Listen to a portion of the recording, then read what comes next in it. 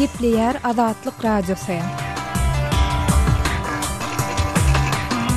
Aşamız hayırlı bolsun gaderli dinleyijiler. Şun 2016-njy ýylyň 7-nji dekabry hepdeniň çarşembe güni habarlar günnüligi gepleşiginde başlaýar. Programmamyzyň esasy bölügine geçmezden ozal günüň täzelikleri bilen tanyşy bolan. Olar bilen sizi men Sahra tanışdyrýan.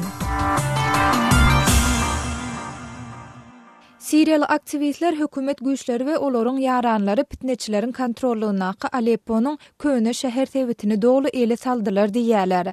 Düýbi Britaniýada ýerleşen Siriýanyň Adam Hukuklary Obserwatoriýasynyň 7-nji dekabrda beren maglumatyna görä, giýjäň dowamında hökümet güýçleri has köp territoriýany eýläp başlanandan soň pitneçi söwüşçüler Siriýanyň köne şäher sewitiniň galan böleklerinden ýyda çekildiler. Bu obserwatoriýanyň maglumatyna görä häzirki wagtda harbalar günnäwr Aleppo'nyň 75%-ine golaýyny eýleýärler. Soňky 4 ýylyň dowamında bu territoriýa pitneçiler kontrollyk edýärdi. Şeýle-de 7-nji dekabrda Russiýanyň Goranlyk ministrligi polkovnik Ruslan Galitski diýilip atlandyrylýan Rus harby maslahatçysynyň Aleppo'daky pitneçileriň eden hüjümlerinde yaralanyp ölendigini ma'lum etdi.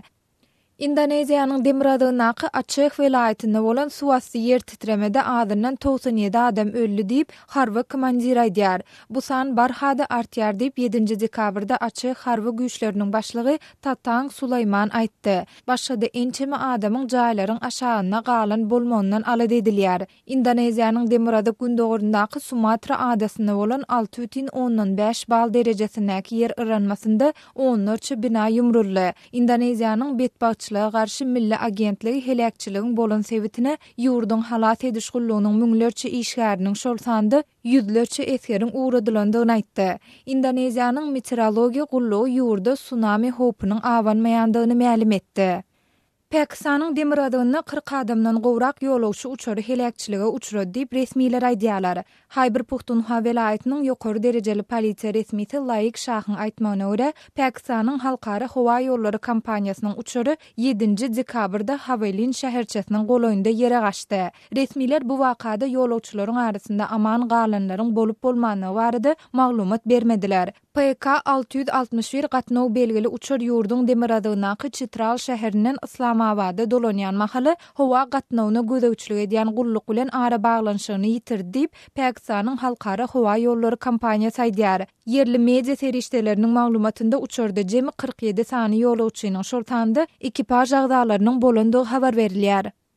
Özbekistan dünýäniň 27 ýurdunyň raýatlaryna wizasız syýahat etmek düzgünini girdi. Özbekistanyň täze saýlanan prezidenti Şavkat Mirziýaýew bu baradaky karary 6-njy dekabrda gol goýdy. Bu karary laýyklykda Awstraliýanyň, Awstriýanyň, Britaniýanyň, Germaniýanyň, Ispaniýanyň, Italiýanyň, Kanadanyň, Lüksemburgyň, Niderlandlaryň, Günorta Koreýanyň, Singaporyň, Finlandiýanyň, Şwitsariýanyň we Ýaponiýanyň raýatlary syýahatçylyk maksatlary bilen Özbekistana wizasız gelip 30 gün galyp bilýär. Şeýle-de bu kararda Birleşen Ştatlaryň, Belgiýanyň, Fransiýanyň, Polşanyň, Çekiýa Respublikasynyň, Wengriýanyň, Portugaliýanyň, Indoneziýanyň, Hytaýyň, Malaziýanyň, Vietnamyň we Israýlyň 55 we ondan ýokary ýaşdaky raýatlarynyň syýahatçylyk maksatlary bilen Özbekistana gelip 30 gün galyp biljekdigini ýytalýar. Dünýäniň 27 ýurdundan olan syýahatçylar Özbekistana gelende 50 Amerikan dollary möçberindäki ýurda giriş tölegini tölerler. Bu karar 2017-nji ýylyň 1-nji aprelinden güýje girýär. Türkmenistanyň azyk howpsuzlygy hakyndaky kanunynyň rejelenen görnüşi resmi medeniýetde çap edilip, ol şu gün, ýagny 7-nji noýabrdan başlap güýje girdi. Şu ýylyň 23-nji noýabrynda prezident Gurbanuly Berdimuhammedowyň gol goýan bu kanuny Türkmenistanyň azyk howpsuzlygyny üpçün etmek babatda döwlet siýasatynyň esasy uğurlaryny kesgitleýär. Şeýle-de raýatlaryň peýdaly we talaba laýyk imitlenmäge bolan hukugyny durmuşa geçirmeň hukuk esaslaryny belleýär. Bu kanunda azyk howpsuzlygyny üpçün üçün azyk ýetmezçilikleriniň öňüne almaga, imitlenmeň rejeli kadalaryna laýyklykda ilatyň ýaşaýyş üçin wajyp imit önümlerine we imit çyğmalyna bolan zerurlyklaryny kanagatlandyrmaga gönüktirilen ykdysady guramaçylyk hukuk we beýleki çäreleriň işläp taýýarlanylmalydygy hemde amala aşyrylmalydygy aýdylýar. Bu kanunyň rejelenen görnüşiniň kabul edilmegi ýurtda azyk haritlarynyň bahasynyň gymmatlan hemde iň derur günnelik önümleriň käbirleriniň gyçylygynyň dowam edýän mahalyna gabat ýerli. Azatlygy isleýän wagtyňyz isleýän ýeriňizde dinlemek isleýäňizmi? Munuň üçin SoundCloud tilsiminde Azatlyk radiosyny tapyň we ýazylyň. Azatlygyň maglumatlaryny ilkinji bolup dinleň. Play Store'dan ýa-da iTunes'dan SoundCloud'un tilsimini indirmek ýatdan çykarmaň. Azatlygy SoundCloud tilsiminde Azatlyk radiosy ýazyp tap bilersiňiz.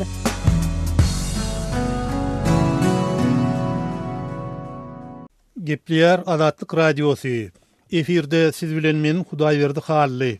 Ýewropada howpsuzlyk we hyzmatdaşlyk guramasy we adam hukuklaryny goraýjy halkary toparlar Azatlyk radiosynyň Türkmenistanyny tutsaglykda saklanýan habarçysy Hudaýberdi Allaşowy desine azat etmäge çağırdylar.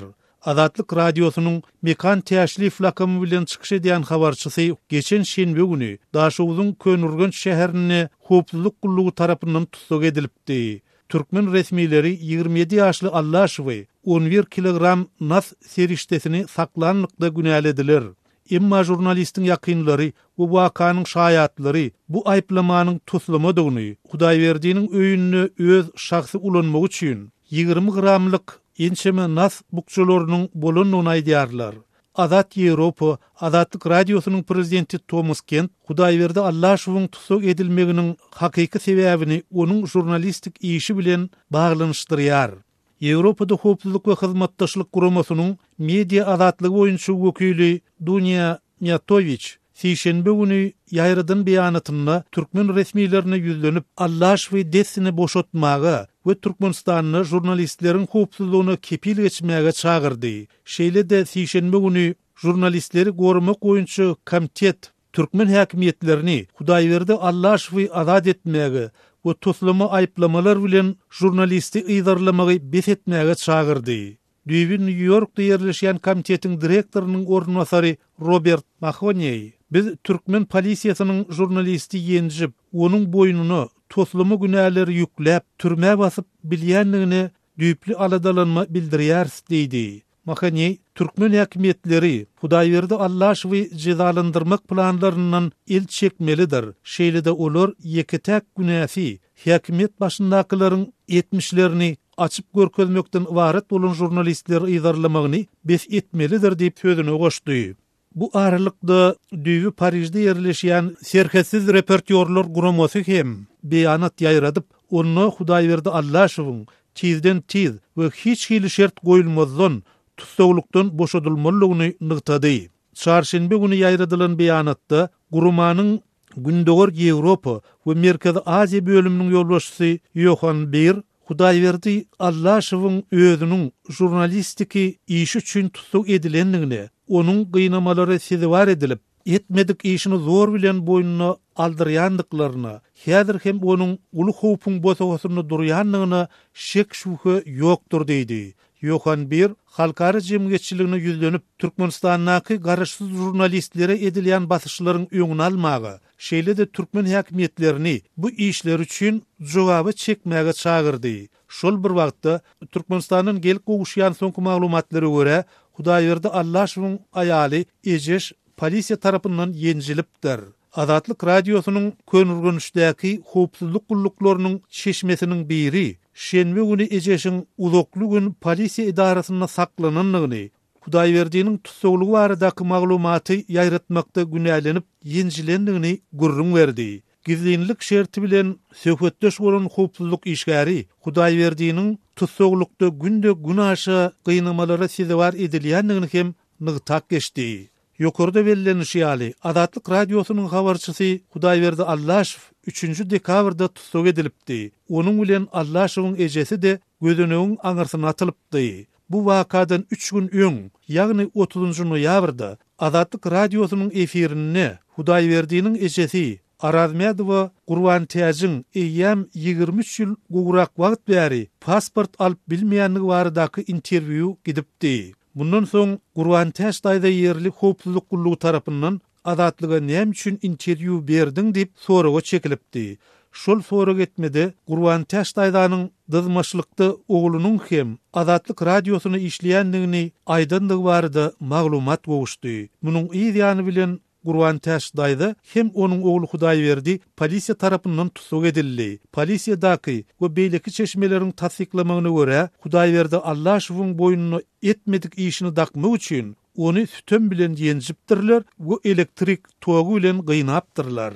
Allahow Hudaýberdi Azatlyk radiosu bilen oktyabr aýyndan bäri işleşip başlady. Ol daşowuzdaky mejbur paýta kampaniýasy, azyk gytçylygy, aýlyklaryň ençeme wagtlap berilmeýän saklanýanlygy barada maglumatlar taýýarlady. Azatlyk radiosynyň habarçysy Hudaýberdi Allahowyň tutuk edilmegi we gynalmagy dogrusyny Türkmenistanyň degişli howpsuzlyk idaralarynyň hiç hili düşündürş alyp bolmady. Resmi Aşgabat hem halkara jemgyýetçiliginiň Allahowy azat etmek baradaky çağırışlaryna we aladalanmalaryna hiç hili reaksiýa görkezmedi. Yeri gelende bellesek, soňky döwürde Azatlyk radiosynyň Türkmenistandaky beýlik habarçylaryna hem basyş has güýçlendi. Türkmenistan adam hukuklaryny goraýjy halkara toporlar tarapyndan dünýäniň iň bir ýapyk we repressiw ýurtlarynyň bir hökmüne häsiýetlendirilýär.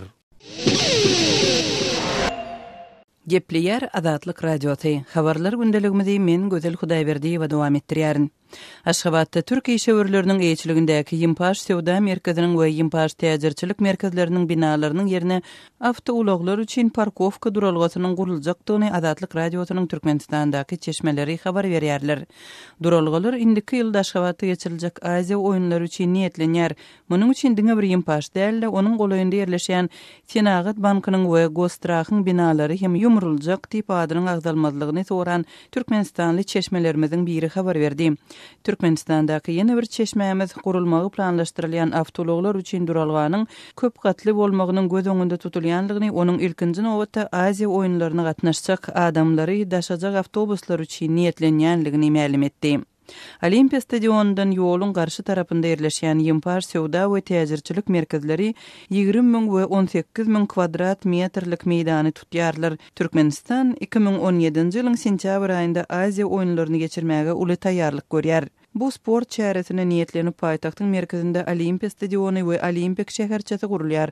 Diňe bir Olimpik şäherçesi 157 hektar ýeri tutýar we onuň 2010-njy ýylyň noýabr aýynda düýbi tutulan guruluşy 5 milliard Amerikan dollaryny durýar. Aziýa oýunlary üçin niýetlenen obyektleriň guruluşy üçin käbir binalar şol sanda Aşgabatyň Saparmurat Türkmenbaşy adyndaky sport stadiony we MCM diýip tanalýan Sewda merkezi ýumruldy. Şeýlede indiki ýylda geçiriljek bu halkara sport çäresi üçin ilatdan pul hem toplanyp başlandy. 2016-njy ýylyň awgust aýynda döwletiň käbir edara kärhanalarynyň işgärlerine olaryň aýlyklaryndan bir bölegini Aziýa oýunlarynyň çykdyjylary üçin saklanjakdygy duýduruldy. Aşgabatda Türkiýe şöwürleriniň eýçiligindäki Ýympaş Sewda merkezine ýumrulmak howpyň awanýanlygy baradaky maglumat ilkinji edek noýabryň ortalarynda peýda boldy. Emma Azatlyk radiosynyň çeşmeleri Türkmenistanda Ýympaşy ýykmak goýunçy finançyklaryň odalky ýyllarda hem edilendigini, şonda Sewda merkeziniň öz haritlaryny gyssagly satyp başlandygyny, emma soň bu meseleniň iýde tesirlendigini habar berdiler. Türkmenistanyň resmiýetleri Ýympaş Sewda merkezi we Ýympaş täzirçilik merkezi bilen bagly öz planlary barada maglumat bermän gelýärler. Azatlyk radiosy Türkiýedäki Ýympaş Holding merkezi bilen habarlaşdy. Bu holdingiň öz adyny aýtmakdan saklanan jogapkar resmiýeti media serişdelerine hiç hili maglumat bermezlik barada özleriniň kampaniýa derejesinde karara gelendiklerini aýtdy. Biz bu mesele boýunça hiç hili beýanat, maglumat bermeýäris. Biziň bu barada kampaniýa derejesinde kabul eden kararymyz bar diýip Türkiýedäki Ýympaş Holdingiň jogapkar resmiýeti aýtdy. Ýympaş kampaniýasynyň Aşgabatdaky Sewda merkeziniň öz atlarynyň agdalmagyny islemedik käbir resmiýetleri binalaryň ýumrulmagy baradaky habaryň peýda bolmagynyň Ýympaşyň 20 ýyl mundan ozal Türkmen hökümeti bilen baglaşan şertnamatynyň möhletiniň tamamlanmagy bilen baglydygyny hem aýdýarlar. Beýleki çeşmeler Ýympaşyň Aşgabatyň administrasiýasy bilen 2030-njy ýyla çenli uzak möhletliğin şertnamatynyň bardygyny habar beripdi. Türkmenistanda 1998-nji ýyldan beri işleýän Ýympaş kampaniýasynyň 1999-njy we 2000-njy ýyllarda öz hasabyna guran binalaryna degişli batyşlar Türkiýede iýulda başa barmadyk döwlet agdalyşygy finançygynyň soňra Türk diýençisi Fethullah Gülen bilen baglanşykly edaralary hem şahsiýetlere beýleki ýurtlarda bolşýaly Türkmenistanda hem batyş edilmegine gabat geldi. Aşgabatda hususanda bir näçe türkmen türk mektebi ýapyldy. Ýurtda işleýän türk işgörleriniň ençemeti şol bolsanda ýympaşyň käbir ýolbaşçy işgärleri Türkmenistany terk etdi. Öz sebetiňizde bolýan wakalar barada azatlyga maglumat bermek isleseňiz, bize hat ýollaň. Metbuat email belgisi gmail.com. Siz suratlaryňyzy we videolaryňyzy hem ýollap bilersiňiz. Azatlyk siziň şahsiýetiniňizi gizlenlikde saklar. Siz bolan wakalar barada maglumat beriň. Biz hem habar bereriz. Metbuat email belgisi gmail.com. Gepleýär Azatlyk radiosi. Eferde habarlar günneligi bilen men Ýogşan Nurwan. Halkara pul fondunyň ekspertler topory Türkmenistanyň saparynyň soň gelen deslapky netijeleri barada press release ýaratdy. Onda bu gelinen netijeleriň hökmani ýagdaýda halkara pul fondunyň ýerine ýetiriji geňeşiniň garaýşlaryny aňlatmaýanlygy bellenilýär. Jenap Martin Sonmer'in ýolbaşçylygyna şu ýylyň 1-nji dekabryndan 6-njy dekabrına çenli aralykda Aşgabat edilen saparyň dowamyny ýurdun makroiqtisady we maliýe ýagdaýlaryna syn edildi. Ul derejeli hökümet resmiýetler diplomatik jemgyýetçilik bilen ýüzbeýüz bolunan iqtisady kynçylyklar we ileri tutulmaly meseleler ara alınıp maslahatlaşyldy diýip beýanatda edilýär. Jenap Sonmer'in missiýadan soňky beýanatyny Türkmenistana beýleki merkezi ýurtlaryna çalymdaş amasyz ýagdaýlaryň täsir ýetirmeginiň dowam edýänligi aýdylýar. Ekspertler toporunyň gelen netijelerine görä neft gazlarynyň ýygyderli aşak gaçmagy goşmaça çärelerin görülmegini talep edýär. Şeýle-de beýanatda import edilen haritlaryň öwedini oldurgan yerli haritlaryň öndürilmegi we eksport edilmegi, jemgyýetçilik karajatlaryny azaltmak barada görülen çärelere garamazdan energiýa sowdasyndan alynýan girdejileriň petelmegi netijesinde häzirki pul ýetmezçiliginiň düýüplük iňelmeginiň ahmarlygy aýdylýar. Ekspertleriň pikirine görä Türkmen häkimetler öňde duran synaglar ýeňip geçmek üçin bir näçe urda işçiň çäreler gördiler. Bu işler neft gaz puwdugyna täze strategik investisiýalar gönükdirmek, şeýle-de yerli biznesmenlere maliýe kömegini bermek bilen edildi diýip Halkara pul fondunyň Aşgabatda bolan missiýasynyň beýanatyny aýdylýar. Azatlyk radiosunda ýygyderli habar berilýär. Türkmenistanyň neft gaz narhlarynyň global ardanlama bilen başlanan iqtisady kynçylyklar gitdigiçe ýaýbanlanyp, bank maliýe ulgamyny akçiýaklendirmeler, manat we dolar gaçylygy soňra daşardan gelýän haritlaryň azalmagy we bazarlarda könlüň barha kymmatlamagy bilen utgaşdy. Halkara pul fondunyň ekspertlerinden tapawutlukda yerli synçylar Türkmen ykdysadyýatynyň kynçylyklaryny daşarky faktorlara garany esasan içerki faktorlar, giň ýaran korrupsiýa, döwlet monopoliýasy bilen hem baglanşdyrýarlar. Azatlyk radiosu bilen söhbetde bolýan yerli synçylaryň köpüniň şol sanyny Aşgabatly Amanrat Bugaýyň pikirine görä ýurtda ady önümleriniň ýeterlik öndürilmeligi we bazarlarda dören gatçylyk hem gymmatçylyk Türkmen daýhanyny ýeriň, erki ýetiýaryň berilmezligi bilen bagly. Baş sebep daýhany ýeri vermeli. Gary berse-de öndürilen ölümüň nyrhyny kesgitlemegem, on hiýini kesgitlemegem, onu ýurt içinde satjakmy, ýurdun başyna çykaryp satjakmy, onu önümörje daýhany ananmak gerek. Ikinci tarapdan yerli synçylar ýurt serişdäsiniň köp böleginiň daşary ýurtlardan çağırılan firmalara we önümçilik we ykdysady mansy bolmadyk proýektlere garşylananyny, yerli biznesiň bolsa gatlanyny aýdýarlar. Bugaýyň pikirine görä Türkmenistanyň yerli biznesiň öňündäki esasy bökdönçlük döwlet monopoliýasynyň başga döwletiň gollamagyna döredlen senagaçylar we telekeçiler birleşigi. Bu gurama bilen ady bir partiýa bilen bagly bolup durýar. Belli adamlaryň belli bir firmaların monopoliyası emele geldi. Kiçi biznesi, orta biznesi kovunlarlık etmeli senagatçılar ve telekeçiler birleşigi öz holtumunu yuttu. Kiçi biznesi hem de orta biznesi. Halkara pul fondunyň Türkmenistanyna bolan missiýasynyň beýanatyny inniki duşuň 2017-nji ýylyň mart aýyna geçirilmeli edilenini gaýdalyp, Türkmen häkimetlerini mihmanseýerlikleri we konstruktiw maslahat üçin sagalasyny aýdylýar.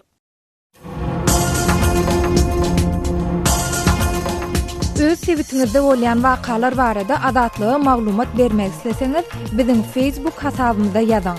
Bizi gözlegi bölümine Azatlyk radiosu ýazyp tap bilersiňiz. Siz suratlaryňyzy we videolaryňyzy hem ýollap bilersiňiz. Azatlyk siziň şahsiýetiniňizi gizlinlikde saklar. Siz bolan wakalar barada maglumat beriň, biz hem habar bereriz.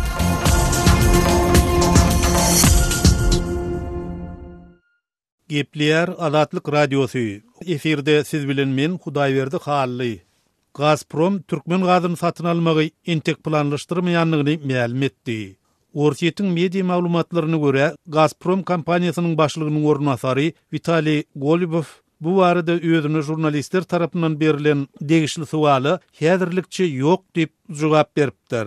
Bundan öň Gazprom we Türkmengaz kompaniýalarynyň özara maliýe dawalarynyň halkary derejesine garalmagyny 2018-nji ýylyň 31-nji dekabryna çenli ýyda testirendikleri we bu kararyň geljekki hyzmatdaşlygy üçin öz aralaryna kabul ederlikli çözgü tapmak maksady bilen baglydygy habar berilipdi. Ursiýetiň we Türkmenistanyň arasyndaky gaz sewdasyna degişli dawa garamak işi 2015-nji ýylyň 8-nji iýunyna gozgolly. Gazprom Export Türkmengaz döwlet konserni bilen hasaplaşyk üçin Stockholmyň sewda öýüniň arbitraj sudyna ýüz tutupdy. Gazprom kompaniýasynyň arbitraj sudyna ýazan şikaýatyny Türkmengaz döwlet konserniniň satyn alynýan tebii gazyň bahasyna gaýtadan seretmek talap edilýärdi.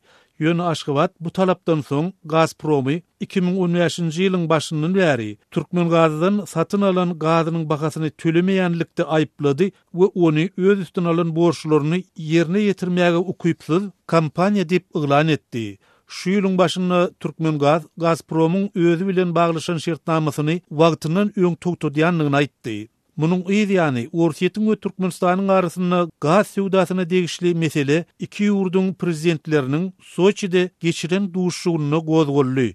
Emma resmi derejede tahkik maglumat berilmedi. Türkmenistanyň bu uzalky ýyllarda Türkmen gazynyň esasy hyridary bolan Ursiýetiň arasyndaky gaz sewdasynyň möçberi 2009-njy ýylyň aprel aýyna iki ýurdu baglanyşdyrýan Orta Aziýa merkez gaz geçirjisinde bolan partlamadan soň çürt kesik azally 2008-nji ýylda 70 milliard kub metr gaz öndüren Türkmenistan 47 milliard kub metrini Ursiýete aktyrypdy. Emma häzirki wagtda Türkmen gazynyň esasy hyrydarlarynyň biri Hytaýyň soňky ýyllarda Türkmenistanyň satyn alýan tebii gazynyň möçberi ýylda 30 milliard kub metre ýetmedi. Iran soňky ýyllarda ortaça hasapdan 10 milliard kub metr çemesi Türkmen gazyny satyn alýar. Şeýle de Türkmenistan Hytaý tarapynyň gaz turbasynyň gurulşygyna pul ýatyrýanlygy sebäpli bu ýurda tebii gazyny arzan bahadan satýar. Türkmenistanyň Iran bilen özara hyzmatdaşlygynyň belli bölegi harit arkaly amala aşyrylýar. Häzirki wagtda Hytaý tarapy Türkmen gazy üçin ujupsyz tölek edýär. Eksportyň möçberi 30 milliard kub metr çemesi bolsa-da, büdjete gelýän girdeji uly däl. Üstüsini hökümetiň gaz sewdasyndan gelýän girdejileri öz boluşly soýanlygyny hem nazar almaly. Türkmen gazynyň ýene bir bölegini Iran satyn alýar, emma olar nagd pul tölemeýärler. Olar bilen bizde barter ılalaşığı var diýip Türkmenistanyň hökümetindäki çeşmämiz aýdýar. Energiýa meseleleri boýunça bilermenler bu ýagdaýda gaz sewdasyna bil baglayan Türkmenistanyň gazdan gelýän girdejisiniň kemeljegini we ykdysady kynçylyklary başdan geçirjekdigini belleýärler. Azatlygy line ulgamynda Osmok 420 773 797 383 telefon belgisi arkaly tapyp bilersiňiz. Biziň bilen habarlaşyp maglumatlary, suratlary we videolary ugradyň. Şahsiýetiňiz dogry gizlilikde saklanır. Osmok 420 773 797 383.